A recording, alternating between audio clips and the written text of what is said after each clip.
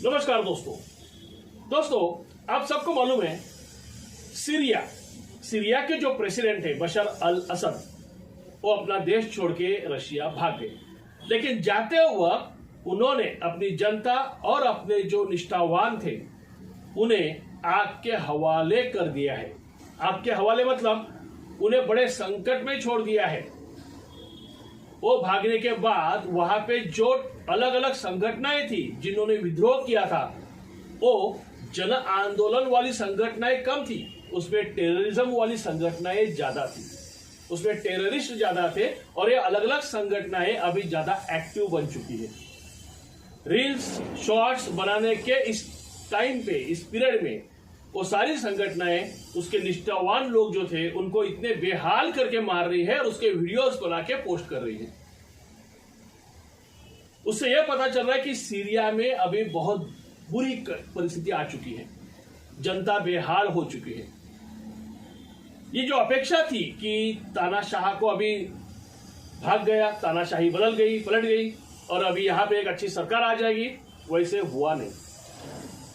ये जो संगठनाएं थी अलग अलग, ये अलग अलग संगठनाएं अलग अलग कंट्रीज से स्पॉन्सर है, पुरस्कृत है और अलग अलग कंट्रीज का उसमें इंटरेस्ट है। जैसे आईसिस थी, आईसिस एक टेररिस्ट ऑर्गेनाइजेशन थी, सबको मालूम है।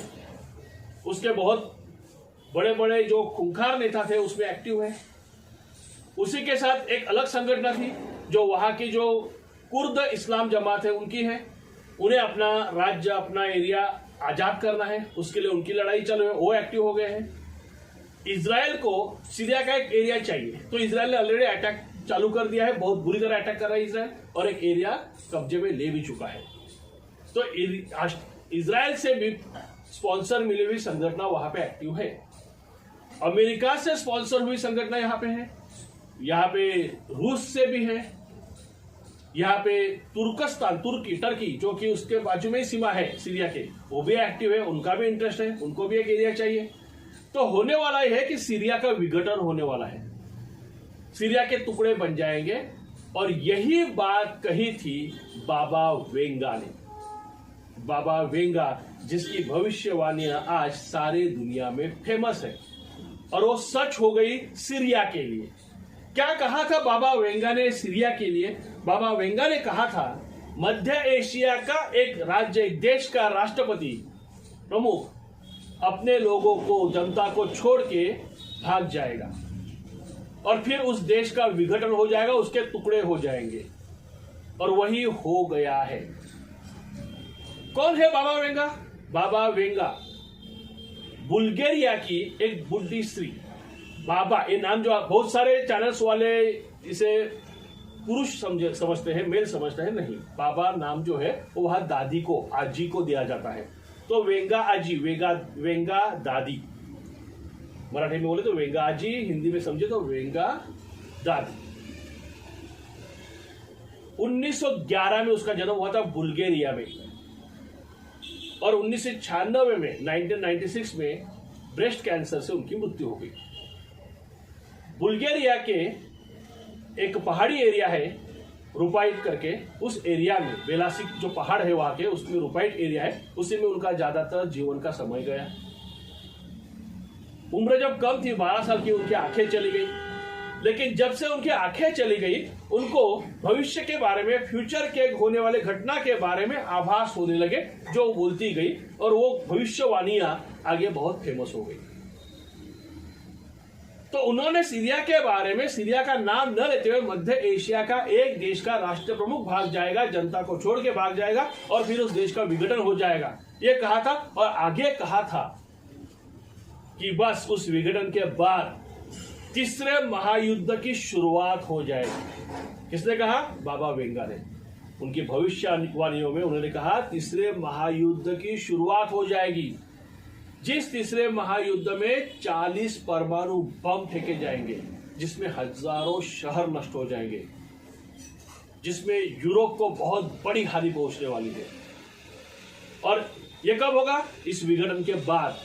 टाइम क्या दिया है? 2025। 2025 में यह विघटन हो जाएगा। 2025 में तीसरा महायुद्ध शुरू हो जाएगा। 2025 में मानवीय सभ्यता का अंत शुरू हो जाएगा। देखिए, ये बहुत बड़ी भयानक बात है जो उन्होंने कही है।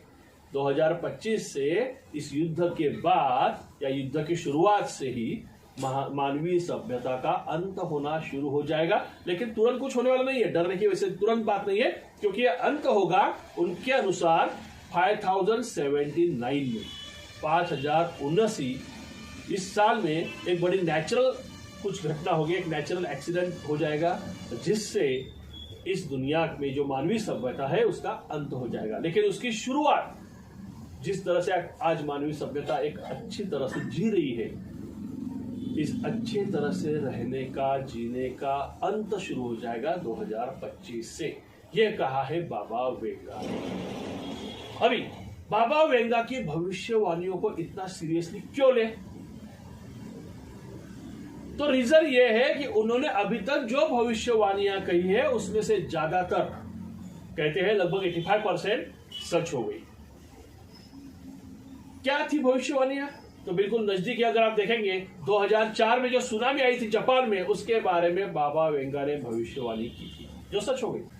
और राजकुमारी डायना, प्रिंसेस डायना, जो इंग्लैंड के राजघराने की बड़ी फेमस बहू थी, बड़ी फेमस थी, मीडिया में सब जगह उसका नाम चलता था उस वक्त, उसकी मृत्यु की तारीख तक बाबा वेंगा ने कह दी थी और जो उसी दिन उसका मृत्यु हो गया एक्सीडेंट में।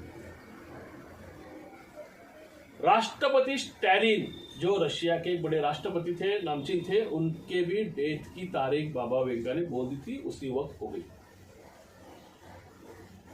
दूसरा महायुद्ध, सेकेंड वर्ल्ड वॉर के बारे में बाबा वेंगा ने जो कहा था बस वैसे ही सेकेंड वर्ल्ड वॉर हो गया, चालू भी हुआ, खत्म भी हुआ। तो दोस्तों, बाबा वेंगा की भविष्यवाणियां ज्यादातर सच हुई, इसीलिए आज दुनिया उनकी भविष्यवाणियों पे नजर रखे हुए हैं, उसको डिकोड कर रहे हैं, उसको समझने की कोशिश कर रहे हैं, और जिसमें ये सारी घटनाएं सच होती हुई दिखाई दे रही है बिकॉज ऑफ सीरिया इशू, जो कि करंट इशू है। 2025 कुछ दूर तो नहीं है, लेकिन वैसे भी अपने जो भारत के ज्योतिषी है, अपना जो इंडियन एस्ट्रोलॉजी है, उसके अनुसार भी 2025 में बहुत बड़ी उलथा-पालट होने वाली है, पूरे उलट-पुलट होने वाला है पूरी दुनिया में, अकॉर्डिंग टू इंडियन एस्ट्रोलॉजिस्ट। क्यों? क्योंकि जो 3 बड़े प्लैनेट है जिनका ज्यादा इफेक्ट होता है मानव जनजाति के ऊपर, वो प्लैनेट है गुरु, राहु और शनि, जिनका टाइम पीरियड भी ज्यादा होता है राशि परिवर्तन का।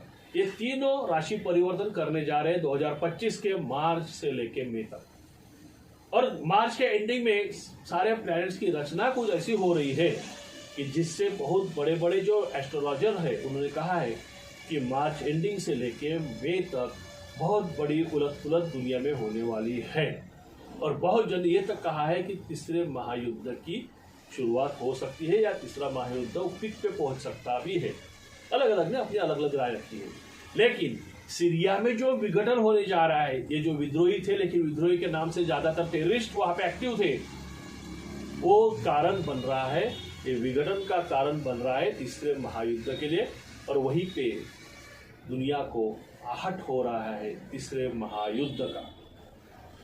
हमें क्यों अलर्ट रहना है? हमें अलर्ट इसलिए रहना है क्योंकि अगर हम उसमें नहीं भी होंगे तो भी हमें उसके इफेक्ट झेलने हैं। अगर आप जानते होंगे, अगर आप सनफ्लावर ऑयल खाते होंगे, सनफ्लावर ऑयल अगर आप खाते हैं, सूर्यफूल का तेल, तो यूक्रेन युद्ध चालू होने से पहले जो सनफ्लावर ऑयल था उसकी कॉस्ट थी 1 लीटर के लिए या 1 किलो के लिए लगभग 70-80 रुपए, जो आज डबल हो चुकी है, और ये और बढ़ेगी, बढ़ रही है, ये कंट्रीज बढ़ रही है।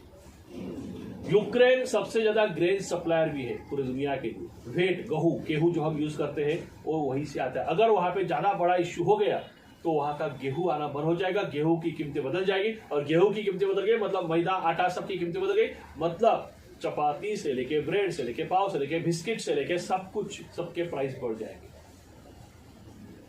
एक एग्जाम्पल दिया आपको, ऐसे बहुत सारी चीजें हैं। तो दोस्तों, अलर्ट तो रहना है, ध्यान तो रखना है दुनिया में क्या हो रहा है उसके ऊपर। अलर्ट रहिए, देखते रहिए और खुद को संभालते रहिए। खुशियों से जी लीजिए, क्योंकि जिंदगी नहीं मालूम कितने दिन तक चलती है, कितने सालों तक चलती है। हर पल को जिया कीजिए।